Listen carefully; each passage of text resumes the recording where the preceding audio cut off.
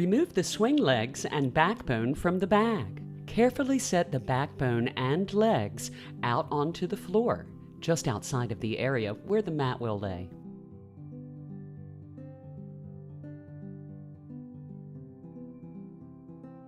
Spread the mat on a level floor.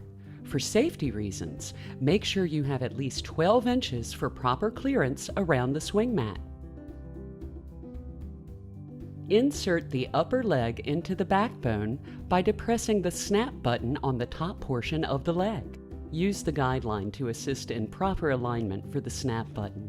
You will see the snap button pop out into the hole of the backbone when secured. Complete this step on the same side of the swing before moving on to the next. Repeat this step for the remaining legs.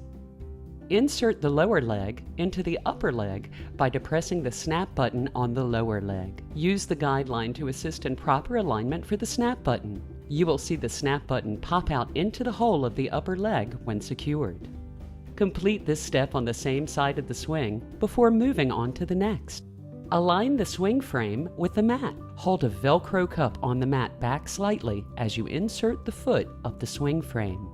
Wrap the Velcro strap around the leg of the swing to secure it. Repeat this process with the other legs until all 4 legs are secure. 4 Velcro straps are included if you desire to cover the leg snap buttons. Connect any Haley's Joy attachment to the swing frame. Depress the spring hook on the end of the chain of the platform board. Insert the hook onto one of the dual points or the rotational device and release the hook so that it closes completely. Repeat this with the other hook. Some swing attachments can be used with linear dual point swinging or rotational.